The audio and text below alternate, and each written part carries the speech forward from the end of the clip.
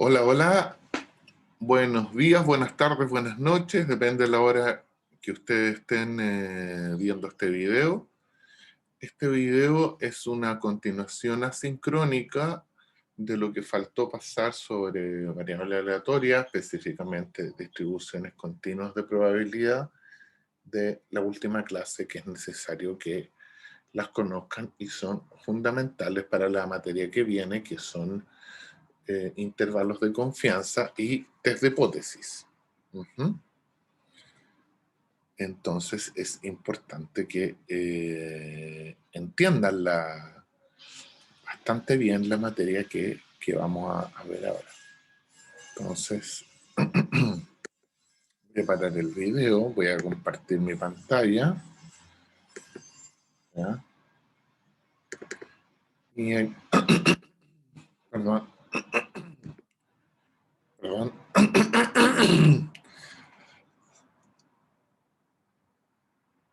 Habíamos visto varias distribuciones que son discretas. La distribución de Bernoulli es la más sencilla. Algo puede ocurrir o no ocurrir. Puede ocurrir lo que llamamos éxito con una probabilidad P y por lo tanto el fracaso con 1 menos P, y es la distribución más sencilla que a uno se le puede ocurrir. Sin embargo, es una distribución muy útil. Sin embargo, a partir de ella podemos construir una distribución binomial que vamos a llamar B y tiene dos parámetros, N y P. ¿Qué es lo que es una distribución binomial? Bueno, vamos a repetir rápidamente porque ya lo vimos. Una distribución binomial es repetir un experimento de Bernoulli varias veces. ¿Cuántas veces? N veces, donde la probabilidad de éxito en cada intento es la misma y es una probabilidad P. Y cada intento es independiente del anterior. Es decir, si te fue bien en un intento, eso no tiene nada que ver con que te vaya bien en el otro o va mal en el otro intento. Entonces, tirar un dado justo 2 veces es una Bernoulli, ¿no es cierto? Voy a usar el lápiz que tengo acá. Vamos a ver si resulta. Estoy aprendiendo a usar este lápiz. Una Bernoulli tiene n igual 2, que es tirar un dado justo 2 veces, es tirarlo 2 veces. Y como el dado justo, la probabilidad que salga caro o sello, bueno, es la misma, 0,5. ¿No es cierto? Un dado injusto podría ser en que la probabilidad de salir cara es menos o más de 0,5. ¿Ya? Y a partir de eso construimos una distribución, y ahí tenemos una distribución binomial. ¿Ya? Y lo que se calcula en la distribución binomial es el número de éxitos al realizar el experimento. Y recuerden que podemos realizar el experimento n veces. Y aunque realicemos n veces, podemos tener 0 éxitos, y eso ocurre alguna vez. La probabilidad de tener 0 éxitos va a depender de dos cosas. Uno, la probabilidad de tener éxito en cada intento y cuántas veces lo intentemos, ¿no es cierto? Entonces vamos a denotar la distribución binomial. Tengo el lápiz acá. Como una distribución que vamos a llamar B con dos parámetros, N y P. Recuerden que la distribución de Bernoulli tiene un solo parámetro, P, porque N siempre vale 1, entonces no tiene sentido agregarle un nuevo parámetro. Y lo que queremos es calcular la probabilidad de tener K éxitos, es decir, vamos a hacer N veces un experimento donde cada vez que hagamos el experimento vamos a tener una probabilidad de éxito P y queremos saber cuál es la probabilidad de que obtener K éxitos, y eso tiene que ser un número entre 0 y N, es decir, podemos tener éxito en ninguno, 1, 2, hasta todos. La probabilidad de que la variable aleatoria 2,0,5 tome el valor 2 es un cuarto. ¿Qué es esto? ¿Cómo se lo pueden imaginar? Esto es lanzar una moneda 2 veces y una moneda justa. ¿Ya? Entonces, el éxito va a ser que salga cara. ¿Cuál es la probabilidad de que salga K igual 2 veces caras? Bueno, un medio por un medio. Entonces aquí no es necesario usar la fórmula de la distribución binomial, que puede ser un poquito enredosa. ¿Ya? Y aquí damos otros ejemplos que son un poquito más complejos, ¿ya? Pero lo interesante, eso ya lo vimos, es cómo se distribuye la distribución binomial. Bueno, la distribución binomial, como vimos, tiene dos parámetros, n, y aquí tenemos varias distribuciones binomiales con distintos n's, y cada intento tiene una probabilidad de éxito de 0,35. Entonces, ¿cuál es la probabilidad si n vale 10 y la probabilidad de éxito es 0,35? ¿Cuál es la probabilidad de tener 10 éxitos? Bueno, aproximadamente un cuarto. Y si se dan cuenta, cada vez que el n se hace más grande, esto, si bien son puntitos, no es una distribución continua, se asemeja, si juntamos los puntitos, a una distribución normal, y eso no es casualidad y tiene razones profundas. Y esta es la famosa fórmula para determinar la probabilidad de obtener k éxitos en un experimento binomial, ¿ya? Donde se hacen n intentos y la probabilidad de cada éxito es p, y esto se interpreta de la siguiente manera. La probabilidad de que en un experimento binomial que hago n veces, donde cada vez que hago el experimento tengo probabilidad de éxito p, tenga exactamente k éxitos, está dado por esta fórmula. Esta fórmula está relacionada con cuestiones de combinatoria, es decir, y que generalmente están relacionadas con cuestiones relacionadas con números factoriales, ¿ya? Con formas en que se pueden trabajar ciertas cosas. ¿Ya? Se pueden calcular ciertos conteos, ¿ya? De cuántas formas yo puedo ordenar esto, de cuántas formas puedo, etcétera, ¿ya? Pero no nos vamos a adentrar en ese. Este ejemplo no lo vamos a repetir porque ya lo vimos en la clase pasada y lo tienen que repasar, ¿ya? Y calculamos la probabilidad de que al menos 4 de 5 alumnos aprobaran un curso donde cada probabilidad de éxito era 2/3. Y determinamos que la probabilidad era más o menos 46%. ¿Mm? Por otro lado, la distribución de Poisson tiene una versión, ¿ya?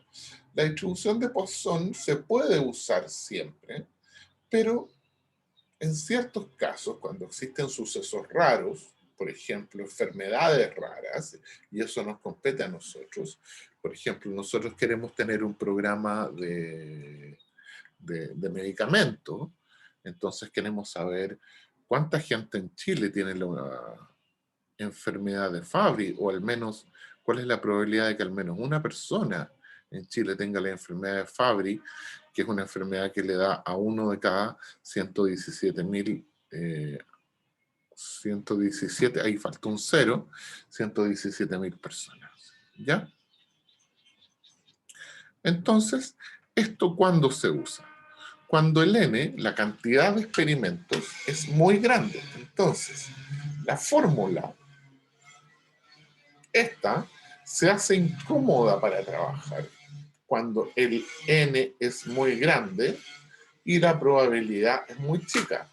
Entonces, si en el límite, cuando hacemos n tender a infinito, es decir, estamos tratando con una población grande, una ciudad, un país, y la probabilidad tiende a 0, es decir, estamos hablando de una probabilidad muy bajita, no es que sea 0, bueno, vamos a tener un parámetro que se va a llamar lambda.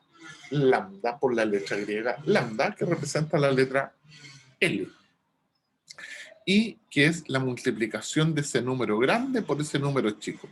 Entonces un número grande por un número chico les va a dar un número mediano. Por ejemplo, 10. Y ahora, ¿cómo se calcula la probabilidad de tener K éxitos. Es decir, ¿cuál es la probabilidad de tener K enfermos de Fabry?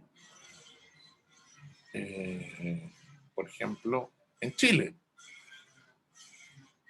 ¿Cuál es la probabilidad de tener ningún enfermo de Fabry en Chile? ¿Cuál es la probabilidad de tener al menos un enfermo de Fabry en Chile? Un poquito de historia. Esta distribución se la atribuye a Denis Poisson, un matemático francés, un genio, ¿ya? Él creó múltiples trabajos a lo largo de su historia, ¿ya? Y trabajó con esto estudiando probabilidades de, por ejemplo, cuántas personas van a ser guillotinadas cada año en Francia. Obviamente, Francia tiene una población, bueno, inclusive en esa época, una población relativamente grande, y bueno, la probabilidad de ser guillotinada afortunadamente es baja. Inclusive en la época del terror, cuando la Revolución Francesa guillotinaba personas a diestra y siniestra. ¿Ya? Pero también se ha calculado esto para calcular cuál es la cantidad probable de, por ejemplo, sucesos raros, siempre son sucesos raros. ¿Cuántas personas mueren por patadas de caballo al año? ¿Cuántas personas mueren por que les cae un rayo al año? ¿Ya? Para eso sirve la distribución de Poisson. Pero en nuestro caso nos va a ser útil, ¿ya? Más que una cosa anecdótica de que a la gente le caigan rayos, a nosotros nos va a interesar porque tiene que ver con enfermedades raras que se dan en poblaciones grandes. ¿Mm? Sigamos entonces. Entonces, les di un ejemplo con otra enfermedad. Otra enfermedad rara, ¿ya? Que hay que tener bastante mala suerte para que te dé, es la enfermedad de Cushing. No sé si se pronuncia Cushing o Cushing, ¿ya? Que creo que era la enfermedad que tenía la 13 en Doctor House. Las personas que ven Doctor House tienen punto extra en la prueba. Esta enfermedad afecta a 4 de cada 100.000 personas, es decir, a 1 de cada 25.000 personas. ¿Ya? Por lo tanto, si afecta a 4 de cada 100.000 personas, la probabilidad de éxito, es decir, la probabilidad de éxito entre comillas, la probabilidad que te dé Fabry es 4 dividido por 100.000 y da esta probabilidad pequeñísima. ¿Ya? Esto es típico cuando trabajamos con la distribución de Watson.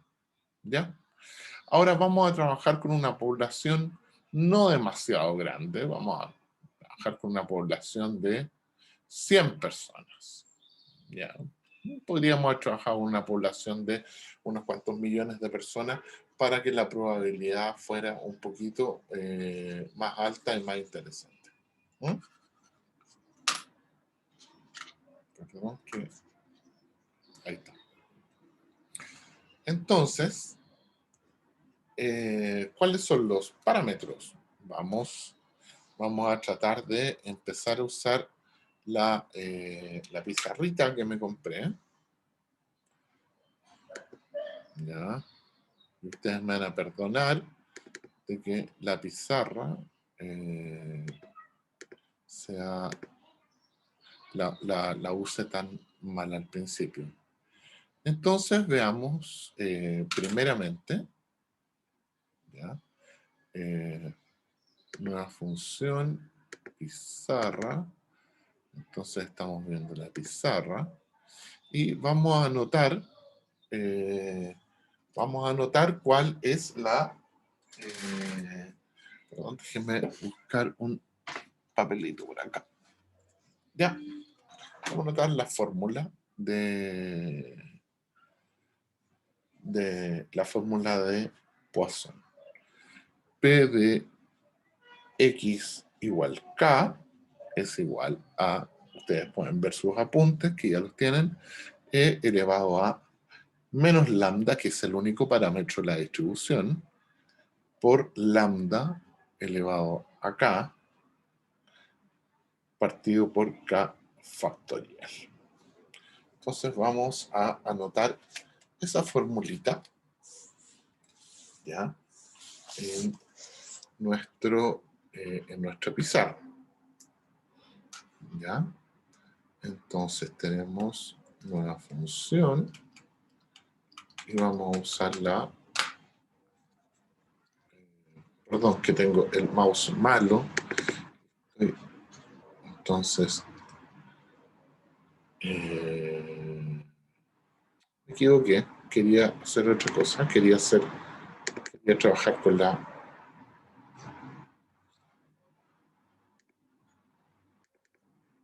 pizarra. Espero que estén viendo la pizarra. Entonces, voy a dibujar malamente, porque esta pizarrita que me compré, no sé, elegí la más barata de amarrete, así que me arrepiento de haber elegido una más cara. Pero la voy a escribir. Probabilidad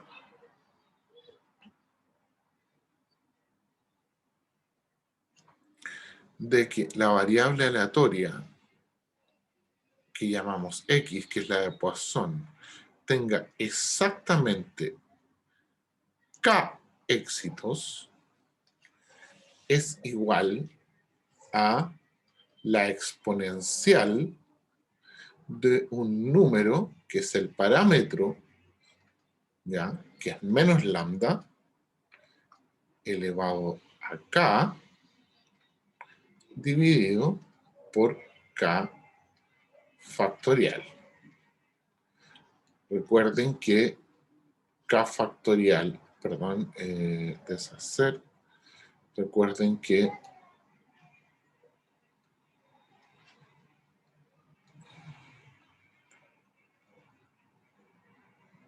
qué horrible me está quedando esto.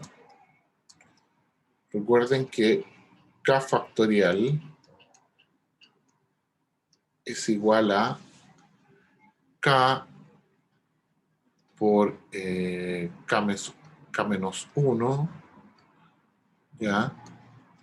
Y todo eso hasta 1. Y lo otro que hay que saber es que 0, está quedando horrible, 0 factorial es igual por definición a 1. Si no, la cosa no funciona. Vamos a borrar esto que quedó horrible. Entonces esto va a ser 1. Entonces, ¿qué es lo que necesitamos saber? Tenemos la probabilidad de tener Cushing o caching. La probabilidad de tener caching es, como habíamos visto, 0,00004. 1, 2, 3, 4 ceros y un 4. Esa es la probabilidad de tener caching. Entonces, tenemos acá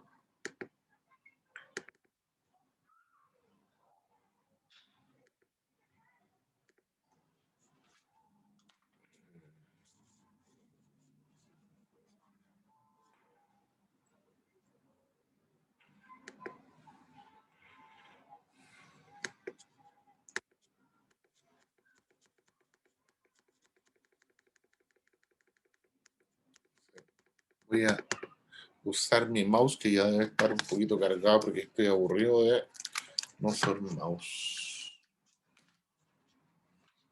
Sí, está conectado al mouse, sí, voy a poder trabajar mucho mejor. Entonces, función compartir, y estamos trabajando. Esto lo abrí sin querer, lo voy a cerrar. Entonces, ¿cuál es la probabilidad de éxito? La probabilidad de éxito es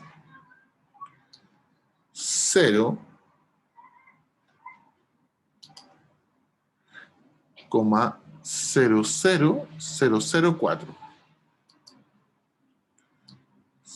0,0, qué horrible, 0,004. ¿Y cuál es el n? El n es un número chico, es 100, y por lo tanto el lambda es este número multiplicado por 100, por lo tanto basta correr la coma 2 lugares y el lambda nos va a dar 0,004. Generalmente los lambdas son más grandes que esto, son del orden de 10, 20, etc. Entonces, ¿cuál es la probabilidad de que K sea 2? Si ustedes lo piensan bien, intuitivamente la probabilidad debería ser muy baja. ¿Ok? Entonces, voy a cerrar esta pantalla. ¿Ya? Voy a dejar de compartir esta pantalla. Y voy a volver acá donde está todo ordenado y bien escrito. Y según la fórmula, la probabilidad de que x sea que igual 2 es e elevado a, como dijimos, el lambda, menos 0,04, siempre hay un signo negativo acá, por el mismo lambda, pero positivo, 0,04, elevado a k, dividido por k, que vale 2. 2 factoriales, 2. Y si eso lo sacan con la calculadora, les va a dar un número bajísimo, que es lo esperable, porque una enfermedad que le da a 4 de cada 100.000 personas es una enfermedad que es muy poco probable que de 100 personas, exactamente 2 tengan Cushing. Entonces, como tarea les voy a pedir lo siguiente. ¿Cuál es la probabilidad de que un alumno o alumna de la Universidad de Chile, averigüen cuántos alumnos hay de pregrado más posgrado, ¿ya? Usen la probabilidad de tener Cushing, que es 4 en 100.000, y calculen cuál es la probabilidad de que al menos un alumno o alumna tenga Cushing. ¿Cómo lo calculan eso? Primero calculan la probabilidad de que nadie tenga Cushing, ¿ya? Y el complemento de eso, es decir, la probabilidad de ninguno es la probabilidad de alguno, y vamos a tener la probabilidad de que al menos una persona en la Universidad de Chile tenga Cushing. Es decir, y como tenemos una de cada 25.000 personas, y más o menos esa es la cantidad de alumnos y alumnas que hay en la Universidad de Chile, probablemente haya una persona con Cushing. El parámetro lambda, que se construía con n por p, aquí podemos ver cómo se comporta para diferentes lambdas. Lambda típicamente vale 1, 4, 10. Es raro el valor que yo les di, el valor de 0,0 tanto. No es un valor típico. Ya la probabilidad no se comporta bien para esos lambdas, ¿ya? Entonces, si usamos esto en la prueba, vamos seguramente a obtener unos lambdas que son algunos un poquito más grandes. Vemos que el lambda igual 1 tiene una forma especial. Los lambdas mayores que 1 tienen una forma más simétrica, más parecida como a una distribución normal. ¿Mm?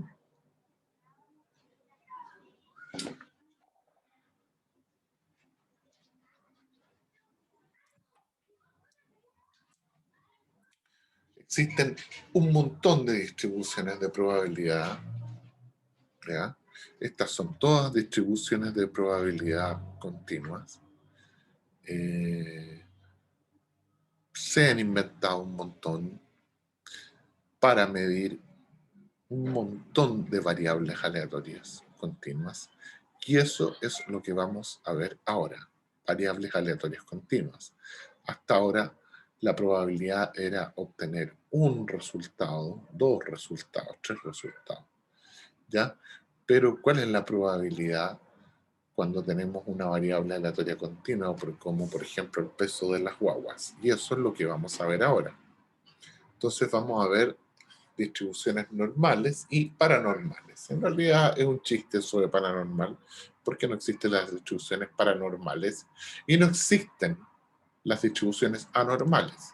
Alguien que ponga en la prueba esto es una distribución anormal, porque no es normal, punto menos, porque no existen las distribuciones normales.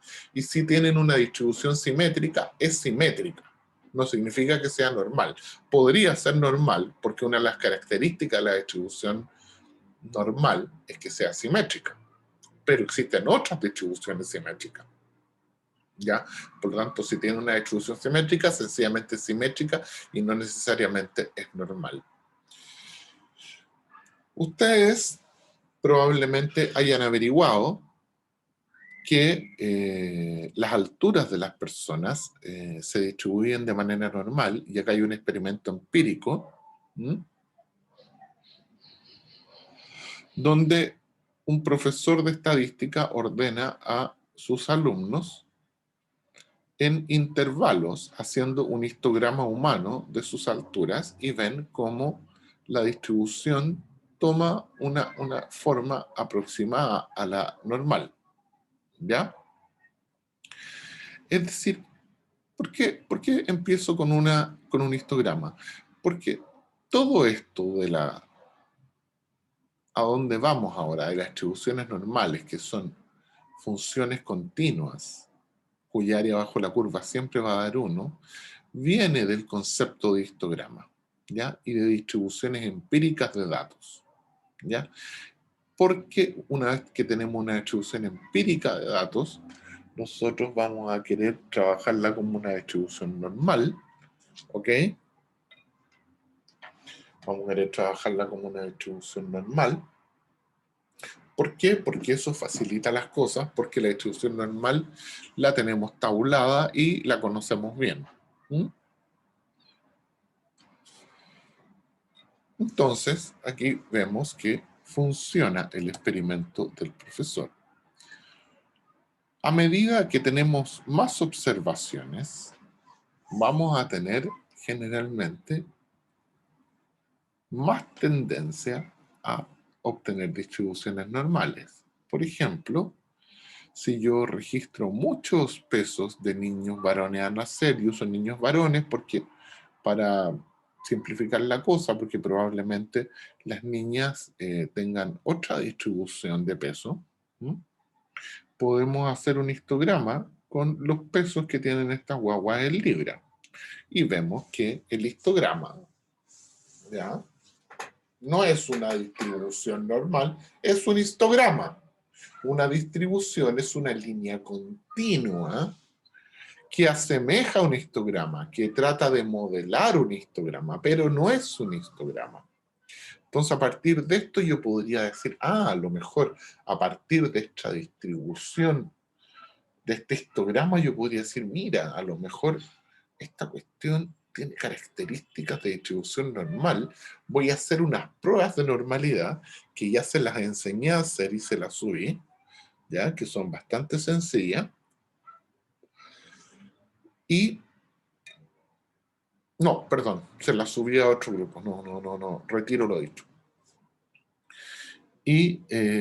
Pero puedo asumir ciertas distribuciones normales, por ejemplo, cuando tengo una distribución que es simétrica, donde la mediana se parece mucho a la moda y se parece mucho al promedio. ¿Ya? Entonces aquí tenemos una distribución que tiene ciertas características. Las guaguas más chicas pesan más o menos 4 libras, las más grandes 12 libras, se ve más o menos simétrica, centrada más o menos en 7 libras. ¿Ya? Entonces, la primera distribución que vamos a estudiar es la más importante y es la distribución normal. Y es una distribución, como les dije, una distribución de una variable continua. ¿Ya? Se dibuja así, no son puntitos. Todas estas son distribuciones normales. Una distribución puede estar corrida más a la izquierda, más a la derecha, ser más flaca o más gordita. ¿Ya? Según el promedio de la distribución y la varianza que tenga esta distribución. ¿Ya? Entonces esta distribución nos va a permitir modelar y trabajar con un montón de fenómenos que se dan en la naturaleza, como la inteligencia de las personas, las alturas de las personas, los pesos, etc. Ahora, no todo tiene una distribución normal. Por ejemplo, la esperanza de vida de las personas eh, o, o la duración de una pila, porque no todas las pilas duran lo mismo, va a depender, o la duración de una ampolleta, es una variable aleatoria que no se va a distribuir necesariamente normalmente. La distribución normal, o gaussiana, no la descubrió Gauss. Gauss nació en el 77, 1777, murió en el 85, pero antes de él nació un matemático llamado de Moivre. Y de Moivre fue el primero en descubrir la distribución normal, ¿ya? Pero se le llama distribución gaussiana porque Gauss tomó esta distribución maravillosa, ¿ya? Y la usó para hacer cuestiones maravillosas que no va al caso en esta prueba. Pero hizo, por ejemplo, descubrimientos astronómicos y descubrió que habían planetas donde no se habían observado planetas, solamente observándolos desde el punto de vista matemático. ¿Ya? ¿Cuál es la diferencia fundamental entre una variable aleatoria continua y una discreta? Esencialmente en que los experimentos, o sea, que las variables aleatorias pueden tomar cualquier valor. En el caso de las variables discretas pueden tomar valores como 0, 1, 2, 3, etc. También pueden tomar valores como -1, -2, -3, o decimales, 0,1, 0,2, 0,3. Pero entre el 0,1 y el 0,2 no puede haber algo intermedio. Es decir, tenemos una discretización. En cambio, en las variables continuas, siempre que tenemos dos valores, siempre podemos tener algún valor entre medio. Entre dos guaguas, por muy cercanas que estén en su peso, siempre puede haber una guagua que pesa más o menos algo parecido. ¿Mm? Entonces, a estos experimentos, por ejemplo, la medición del peso de un bebé, que es una variable aleatoria continua, el tiempo en que pasa a pasar un taxi, que también es una variable aleatoria continua, se pueden considerar experimentos aleatorios que toman un rango continuo y esos están relacionados con una variable aleatoria continua que puede tomar infinitos valores y vamos a tener que modelarlos y trabajarlos y calcular sus probabilidades de manera algo diferente a lo que hemos hecho con las distribuciones discretas. ¿Ya? ¿Cuál es el problema esencial y que diferencia las variables aleatorias continuas con las variables aleatorias discretas? Que si tengo variables aleatorias discretas, aunque sean infinitas, porque puedo tener infinitas variables discretas, por ejemplo, el número de habitantes de un país, ¿ya? Es un número discreto. Y la probabilidad de que tenga una cierta cantidad de habitantes, le puedo asignar una probabilidad.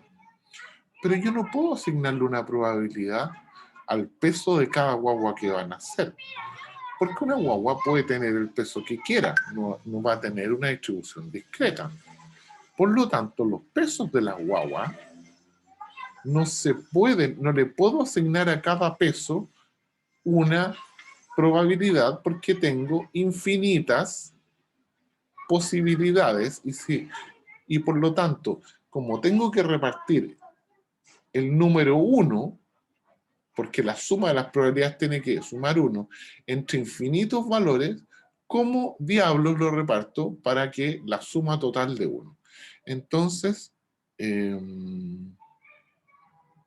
hay que buscar una solución, y la solución es trabajar de otra manera. Entonces, ya no vamos a asignar probabilidades a valores,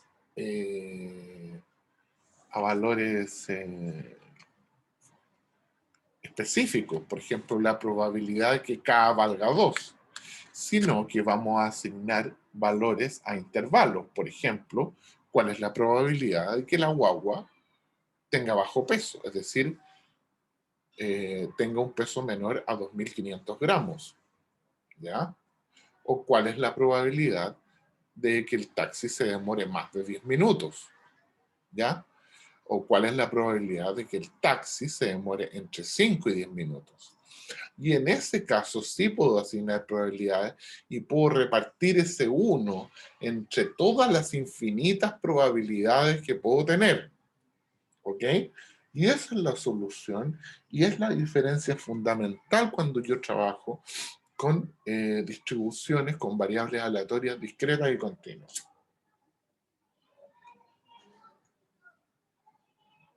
Esto no es necesario que lo entiendan bien. Ustedes algo deben haber visto de integrales, pero esencialmente tenemos una variable aleatoria continua x y la probabilidad de que la variable aleatoria tome un valor entre a y b es la integral de alguna función que se llama función de densidad de probabilidad entre a y b. Yo no les voy a hacer calcular ninguna integral, no es el objetivo del curso. Esa función f tiene que tener ciertas características, siempre debe ser mayor o igual a 0, y si yo integro en todo el intervalo los reales, esa función tiene que dar 1. La suma de las probabilidades siempre tiene que dar 1. Y esa función f yo la voy a llamar función de densidad de probabilidad o sencillamente densidad de probabilidad de la variable aleatoria x. Entonces supongamos que tenemos acá, digamos, una distribución donde la función de densidad es simétrica, no necesariamente una gaussiana, ¿ya? Y se comporta de esta manera. Y esto puede explicar, por ejemplo, la probabilidad en que la forma en que se distribuye la probabilidad de que pase un taxi. ¿Cuál es la probabilidad entonces de estar entre A y B? Es decir, de que el taxi se demore entre A, por ejemplo, 5 minutos y B, 7 minutos. Va a ser el área bajo la curva. ¿Ya? Entonces la probabilidad sencillamente va a ser un área bajo la curva. ¿Mm? Y ahí sí que podemos asignar probabilidades. El área bajo la curva, entre este punto, el menos infinito, hasta más infinito, si suman, si calculan el área de toda el área bajo la curva, aunque esto vaya entre menos infinito y más infinito, siempre esa integral, siempre esa área bajo la curva va a dar 1, por definición. No cualquier función puede ser una densidad de probabilidad. Tiene que tener ciertas características. Por ejemplo, que el área bajo la curva tiene que ser 1. Si no, no cumple las características para ser una función de densidad de probabilidad. Entonces, estas funciones de densidad de probabilidad nos van a servir como modelos teóricos para estudiar experimentos aleatorios que trabajan con variables aleatorias continuas que nos interesan. Entonces vamos a construir funciones matemáticas cuyas áreas bajo la curva son siempre 1, ¿ya? Y nos podemos imaginar estas áreas, estas, estas densidades de probabilidad como un histograma donde tenemos infinitas barritas. ¿Ya? Tantas barritas que el histograma se transforma en una curva suave. Veamos el siguiente ejemplo. Por ejemplo, aquí tenemos de nuevo el ejemplo de del peso, el peso de las guaguas al nacer, ¿ya? Vemos que tiene una distribución simétrica. Podríamos suponer que hay una distribución normal. De hecho, es normal. Las guaguas tienen una distribución normal al nacer. Es simétrica. Aquí tenemos los histogramas y podemos hacer, entre más guaguas tengamos, tenemos la capacidad de hacer que las barritas de los histogramas sean cada vez más delgaditas. Y por lo tanto esto se puede ir aproximando y en el infinito transformarse en una línea continua. Y esa es la función de densidad de probabilidad. ¿Ya? Y con esa uno va a trabajar en vez del histograma, porque es más fácil trabajar con una distribución continua, especialmente si ya suponemos que una cierta distribución como la normal, que ya está tabulada, que ya la conocemos, que conocemos sus características y la tenemos más que identificada. ¿Mm?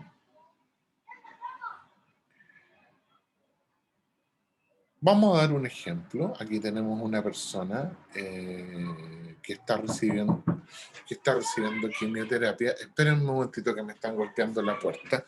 2 minutos. Hola. No, no está. No va a venir la semana porque vamos a salir de Santiago. O sea, va a venir, pero no vamos a estar aquí. ¿Ya?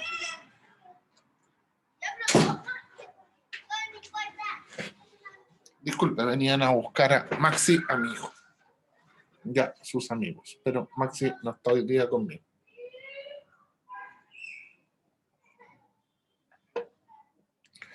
Entonces, en el proceso de quimioterapia, el paciente recibe un tratamiento para destruir las células formadoras de sangre. ¿Ya? Los investigadores, al estudiar la quimioterapia para el tratamiento del cáncer, se han dado cuenta que para tratar, en este caso, la leucemia linfoidea aguda, es a través de grandes dosis de un conjunto de drogas quimioterapéuticas en un corto periodo de tiempo. ¿Ya? Entonces, no es darles muchas, la terapia que se ha encontrado que resulta mejor, no es darles poquitas dosis a lo largo de largos periodos de tiempo, sino que pocas sesiones con tratamientos agresivos. ¿Ya? Entonces vamos a suponer que vamos a trabajar con puras personas que se van a sanar y por lo tanto todas van a tener un tiempo de remisión, es decir, todas se van a recuperar en algún momento. ¿Ya? Y ese tiempo de remisión no es igual para todos y es una variable aleatoria continua. Por lo tanto, podemos trabajarla con el concepto de variable aleatoria continua y debería tener una función de distribución de probabilidad. Y la podríamos representar. Se ha observado que la distribución de probabilidad para este tipo de tratamientos, es decir, el tiempo de remisión en meses, tiene estas características, ¿ya? Entonces hay gente muy poquita que se recupera prácticamente inmediatamente, ¿ya? La mayor parte de la gente que tenemos un pic cercano a los 8 meses, ¿ya? Pero la mayor parte de la gente se recupera en este sector. Entonces, ¿cuál sería la probabilidad de que una persona se recupere, remita su enfermedad entre 10 y 20 meses? Bueno, el área bajo la curva de la distribución de probabilidad teórica que yo construí. Fíjense que no es una distribución simétrica. Por lo tanto, es imposible que sea una distribución normal. ¿Mm?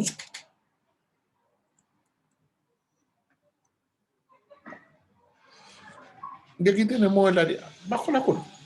Ya. Otras distribuciones de probabilidad, por ejemplo, acá tenemos la distribución de probabilidad normal típica de las pruebas estandarizadas, los tiempos de remisión de enfermedad, el tiempo que dura una batería, ¿ya? El tiempo de respuesta de una droga, ¿ya? Generalmente a pocas personas la droga le actúa inmediatamente, ¿ya? Y generalmente a la mayor parte de la gente le actúa en una cierta zona y después va bajando la probabilidad. Hay gente que se le demora más en actuar la droga. Entonces, las distribuciones de probabilidad pueden ser simétricas como esta, pueden ser sesgadas como esta. ¿Qué tipo de sesgo es esto? ¿A la izquierda o a la derecha? Tarea. Esta tiene un sesgo a la otra dirección. Esto está sesgado a la izquierda y a la derecha. ¿Ya? Esta, extraña, ¿m? Está sesgada a la derecha y a la izquierda. ¿Ya? Está concentrado todo al principio. ¿Ya? También podríamos tener funciones de distribución multimodales, es decir, que tienen varios peaks, pero esas distribuciones en la naturaleza y en el campo de la salud se observan rara vez. ¿Ya? Entonces, diferentes fenómenos que responden a variables aleatorias continuas van a tener distintas distribuciones de probabilidad. ¿Ya? Ahora, las distribuciones de probabilidad tenemos que caracterizarlas y las características más importantes van a ser las mismas que cuando tenemos un conjunto de números. Cuando empezamos este curso y empezamos a trabajar con variables, con números, con conjuntos de datos, ¿qué le hacíamos a esos conjuntos de datos? No sé, les calculábamos el promedio, la desviación estándar, rango intercuartílico, etc. Pero las dos variables principales para medir cualquier cosa siempre van a ser dos. Una va a ser su promedio y otra va a ser su variabilidad, medida generalmente a través de la desviación estándar. Aquí generalmente no se usa el coeficiente de variación, ¿ya? Vamos a usar la desviación estándar como medida de variabilidad, ¿no es cierto? O sea, una distribución puede estar muy concentrada, pueden estar todos los valores juntitos o pueden estar muy dispersos. Y además tienen un promedio, ¿ya? ¿Cuál es el promedio? Tenemos, por ejemplo, pensemos en la variable aleatoria el tiempo que se demora en pasar un taxi en la esquina de mi casa. Lo podemos llamar de dos maneras. X es la variable aleatoria tiempo en que se demora en pasar un taxi, que obviamente es una distribución aleatoria continua. La esperanza de X, E, se lee como esperanza X, va a ser el promedio. ¿Cuánto se demora en promedio el auto? Ahora, un auto, el taxi se puede demorar en promedio 10 minutos, pero a veces se puede demorar 0 o a veces se puede demorar 4 horas. Es decir, también es importante no solamente saber cuál es la esperanza, el promedio, también queremos saber cuál es la variabilidad. Cuando tenemos datos muestrales, valores observados, ¿no es cierto? Yo mido, por ejemplo, el tiempo de remisión de una enfermedad de un grupo de personas, yo puedo sacar un promedio, ¿ya? Y puedo sacar una desviación estándar, ¿ya? Estos datos que yo observo se denominan estadísticos. Estos datos que yo determino que son análogos, pero que yo determino a través de una curva de densidad de probabilidad, tienen otro nombre, se llaman parámetros, ¿ya? Y se escriben generalmente con letras griegas. Típicamente el promedio es mu, la desviación estándar va a ser sigma. Cada distribución de probabilidad va a tener una media y una desviación estándar, y van a ser las dos características principales que va a tener cada distribución de probabilidad. Ustedes pueden ver la media. Bueno, ustedes ya tienen una idea de lo que es el promedio. Si ustedes, si la variable aleatoria continua es el tiempo que se demora en pasar un taxi, mu, el tiempo promedio en que se demora en pasar un taxi. Y eso lo pueden ver como el punto de equilibrio de la distribución. Es decir, si la distribución fuera una cosa y ustedes pusieran, la trataran de equilibrar, tendrían que tratar de equilibrarla poniendo el dedo, por ejemplo, justo en mu. La mediana, por otro lado, de una distribución es el punto que divide el área bajo la curva en la mitad. Es decir, la mitad de la probabilidad está a la derecha de la mediana y la mitad a la izquierda de la mediana. No va a ser siempre lo mismo. ¿Ya? Esto que está acá es redundante comparando con lo que vamos a ver acá, porque aquí se ve mucho más claro. Aquí tenemos una distribución asimétrica hacia la izquierda, aquí tenemos una distribución simétrica, y aquí tenemos una distribución simétrica hacia la derecha. Cuando tengamos estas tres características principales, resulta que podemos tener otro tipo de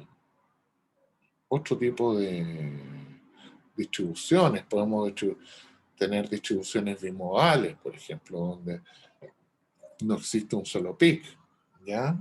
Ahora, les repito, las distribuciones bimodales son extrañas, y las trimodales, ¿para qué decir?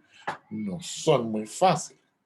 Si quieren una tarea para la próxima clase, y alguien quiere colaborar conmigo en la próxima clase, puede buscar algún fenómeno de naturaleza que responda a una distribución bimodal. Y sería muy interesante estudiar eso. Cuando tenemos una distribución asimétrica hacia la izquierda, está sesgada hacia la izquierda, la mediana va a estar a la derecha de la media y va a estar a la izquierda de la moda. ¿Ya? Cuando tengamos una distribución simétrica, van a corresponder la mediana, la media y la moda. Cuando tengamos una distribución como esta, recuerden la distribución del ingreso que habíamos hablado, vamos a tener una moda, es decir, el punto donde la distribución es más alta sencillamente, una mediana que dijimos que era la mejor representación de los ingresos de una población. Por ejemplo, si esto representa los ingresos de una población, y la media que está a la derecha. La derecha generalmente está muy a la derecha porque está sesgada por los valores altos. Por lo tanto, estos valores corren, no son representativos de la mayoría de la población, y cuando tengamos distribuciones asimétricas, la mejor manera de representar la tendencia central va a ser, al igual que cuando tenemos valores discretos, la mediana. Y cuando tengamos una distribución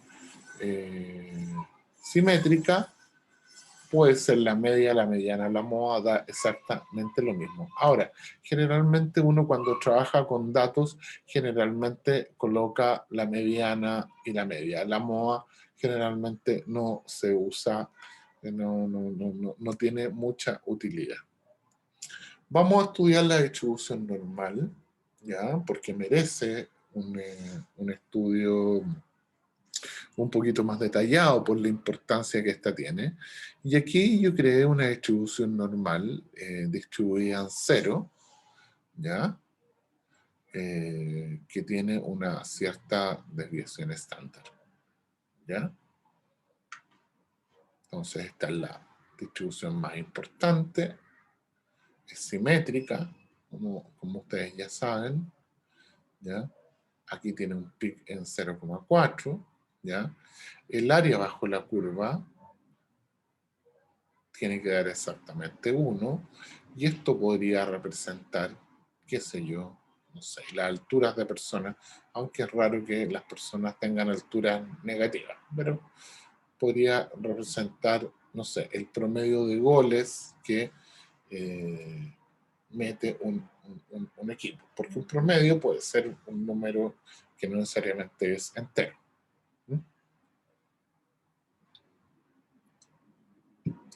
Y esta es la distribución normal. La distribución normal puede tener un montón de formas, ya dijimos, puede estar corrida más a la derecha, más a la izquierda, puede estar más apuntalada, es decir, más concentrada, o puede estar más expandida, es decir, tener un sigma más grande, ¿ya?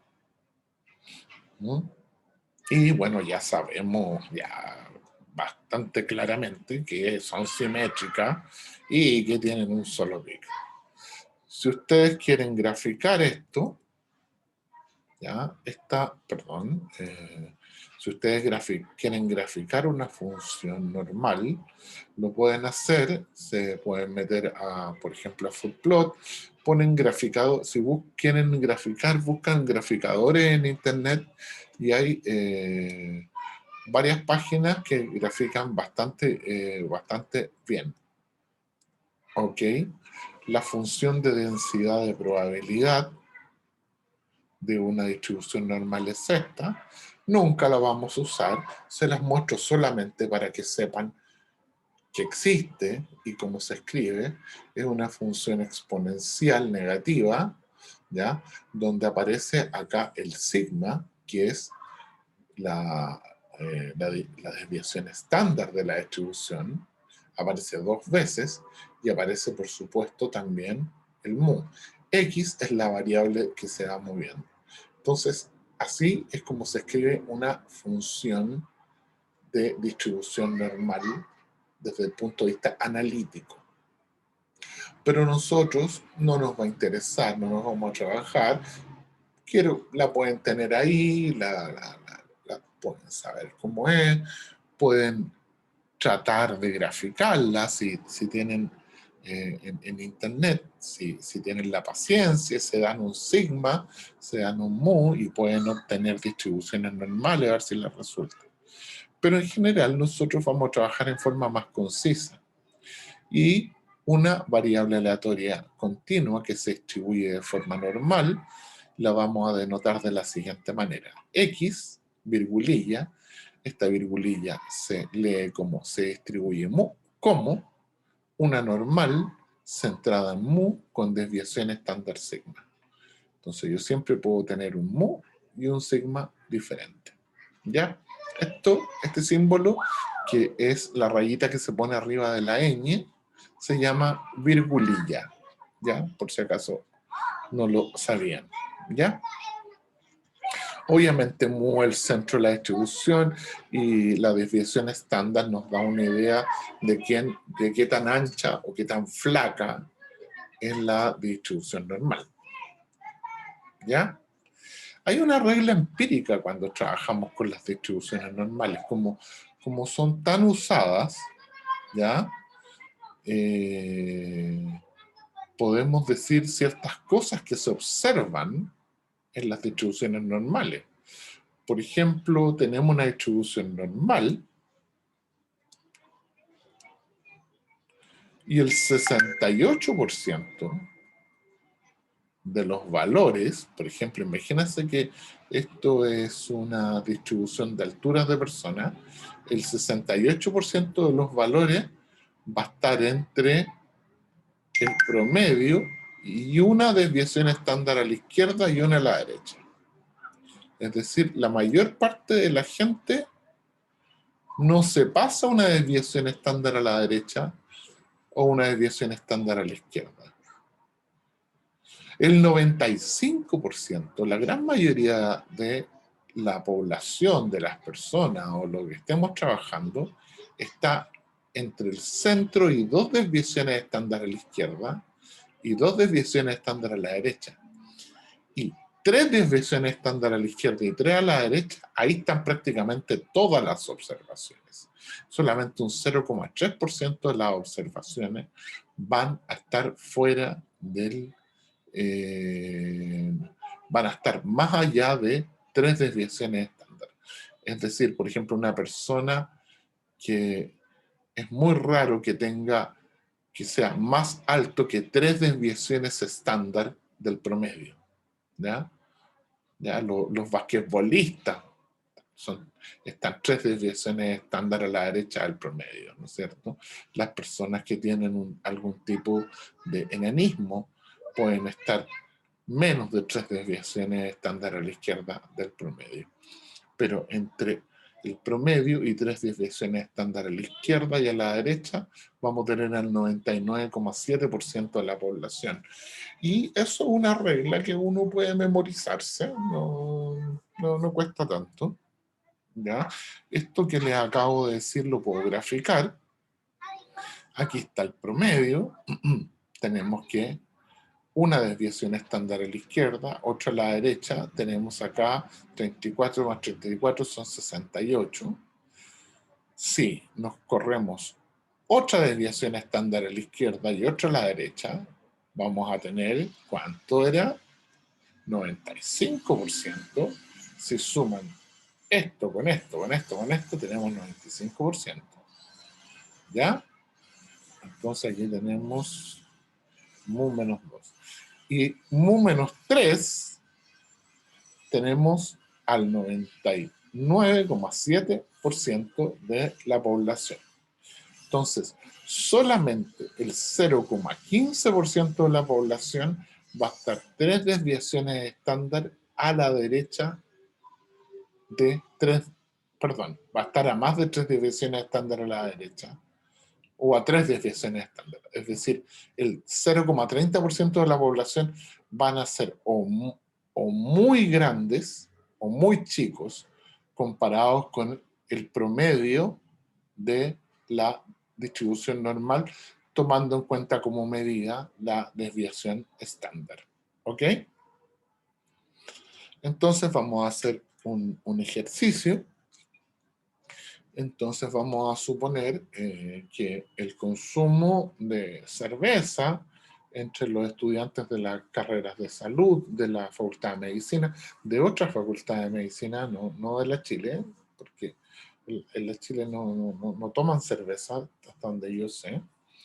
Vamos a suponer que se distribuye, que es una variable aleatoria continua, y que se distribuye con un promedio de 25 litros anuales, lo cual no es tanto, ¿no es cierto?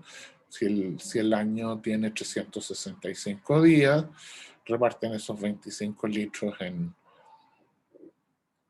365 días, no es tanto el promedio de consumo de cerveza de estos estudiantes,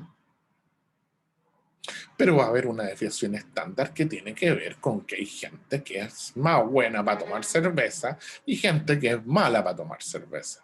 Todo esto lo podemos denotar de una forma muy simple. X se distribuye como una normal, la variable aleatoria consumo de cerveza está centrada en 25 con desviación estándar 5. Y la regla empírica nos dice, como la desviación estándar es 5, el 68% de la gente, de los estudiantes, va a estar entre 25 más menos 5 litros de cerveza. Entre el 68% de los estudiantes va a consumir entre 20 y 30 litros de cerveza al año. El 95% de los estudiantes, 25 más 10, o sea, 2 desviaciones estándar, O sea, es decir, entre 15 y 35. Y obviamente ahí pueden seguir el 99,7 va a estar entre 10 y 40. ¿Ya?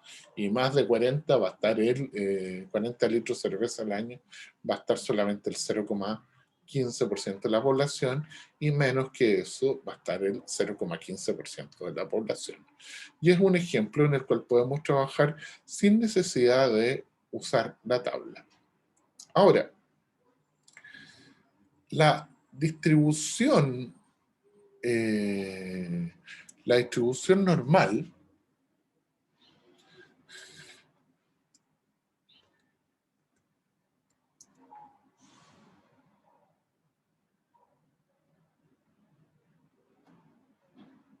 dijimos que eran muchísimas.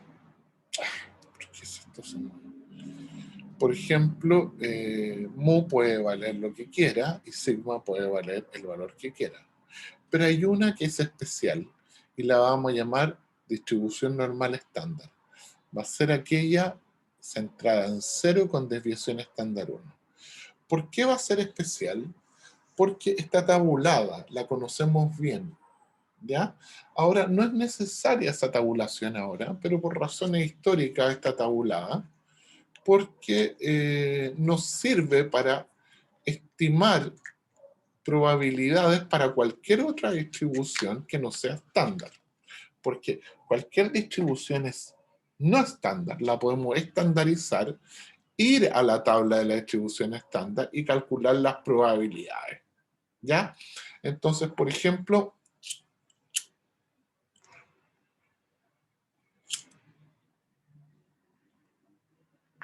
supongan que tenemos una variable aleatoria x que está centrada en mu con desviación estándar sigma. Supongamos que esta variable aleatoria x es la plata que gana un taxista. La plata que gana un taxista es una variable aleatoria porque pueden haber una variable aleatoria. A veces tiene más pasaje, menos pasaje, puede tener más o menos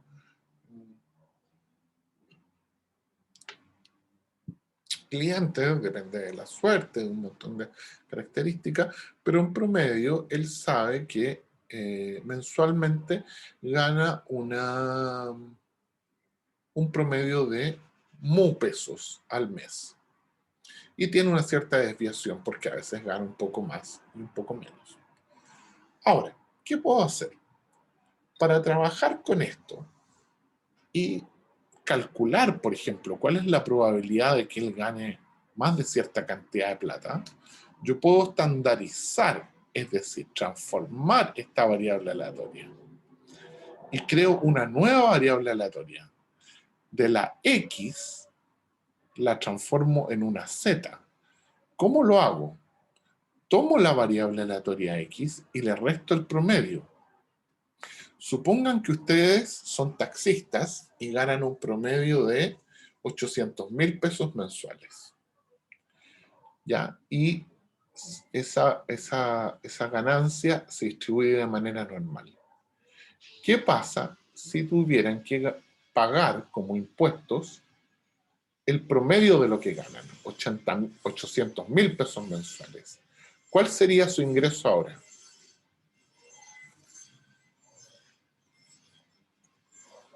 Sería 0. Si ustedes en promedio ganan 800 y les quitan el promedio, van a quedar centrados en 0. Si además le dividen la variable aleatoria x por sigma, les va a quedar esta variable aleatoria z, y esta variable aleatoria z siempre va a estar centrada en 0, como vimos acá, pero además va a tener una distribución, va a tener una desviación estándar igual a 1. ¿Ya? Ahora, como dijimos, todo esto está tabulado. Entonces vamos a hacer un ejemplo para ver cómo calcular, cómo trabajar con la desviación normal.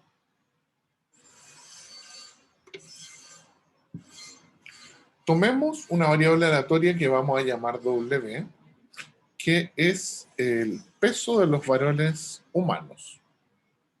¿Ya? Vamos a suponer que los varones humanos se distribuyen de manera normal, con una media de 70 kilos y una desviación estándar de 5 kilos. ¿Cuál es la probabilidad que un individuo pese más de 83 kilos? Supongamos que me interesa ese valor de 83 kilos, porque ahí puede haber, qué sé yo, obesidad, no sé. ¿Cuál es la variable aleatoria que describe cómo se distribuye la población mundial de hombres en cuanto a su peso? Bueno, es W, se distribuye como una normal, centrada en 70 con desviación estándar 5. Inmediatamente, para trabajar con esta y calcular cualquier cosa, cualquier tipo de probabilidad, yo voy a crear la variable aleatoria Z. ¿Cómo? Tomando la variable que yo tenía, acuérdense, tomo la variable X, que en este caso es W, le resto el promedio y la divido por sigma. Entonces creo la variable Z, que es W menos 70 dividido por sigma.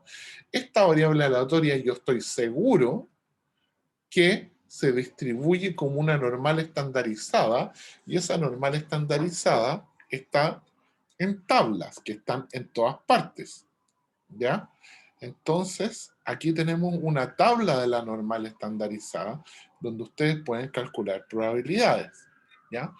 Por ejemplo, acá pueden calcular la probabilidad de que, de que un valor sea menor o igual a Z0. ¿Ya? Eso lo vamos a ver ahora con un poquito de más cuidado. Pero yo quiero la probabilidad de que un varón pese más de 83 kilos y la variable, la tabla de la distribución normal, me entrega las probabilidades de que pese menos de una cierta cantidad.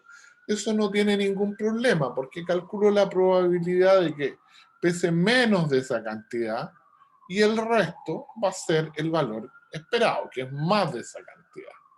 ¿Ya? Así que eso no tiene ningún problema. Entonces, voy a calcular entonces la probabilidad de que W sea menor a 83. ¿Cómo? Trabajando con la normal estándar, que era W menos 70 dividido por 5. El W era el peso, pero ahora reemplazo el W en el 83, que es el número que a mí me interesa. Yo quiero calcular la probabilidad de que alguien pese más o menos de 83 kilos. Teniendo una a la otra ya tengo el otro valor. Entonces sencillamente reemplazo el W y calculo este valor, que es muy sencillo. 83 menos 70 dividido por 5 es 2,6. Entonces, van a la tabla siguiente y buscan el 2,6 que está acá. Si hubieran buscado el 2,63, aquí están los decimales, tendrían que ir acá, 2,63. Estas columnas que están a la derecha indican los decimales para trabajar con valores que son más finitos.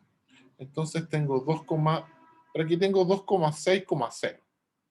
Y miren el valor que me dio de 2,6. Me dio 0.9953. Entonces, la probabilidad de que alguien pese menos de 83 kilos es 0.9953. Pero yo quiero la probabilidad de que alguien pese más de 83 kilos. Sencillamente el complemento, y es 1 menos eso, y me da 0,047. Es decir, 0,47% es la probabilidad de que una persona elegida al azar pese más de 83 kilos. ¿Mm? Otras distribuciones de probabilidad importantes que vamos a usar va a ser la G cuadrado o chi cuadrado. Lo más correcto es decirle G cuadrado, porque esa es la pronunciación griega original, ¿ya? Y se las presento, tiene estas formas, existe, es decir, la distribución G cuadrado o chi cuadrado es una familia de distribuciones con distintos K, distintos parámetros, ¿ya? La primera K igual 1 tiene esta forma, K igual 2 tiene esta, y las demás tienen formas bastante asimétricas que parten desde el cero. Esto nos va a servir para calcular intervalos de confianza y test de hipótesis cuando trabajemos con variables categóricas. Por ejemplo,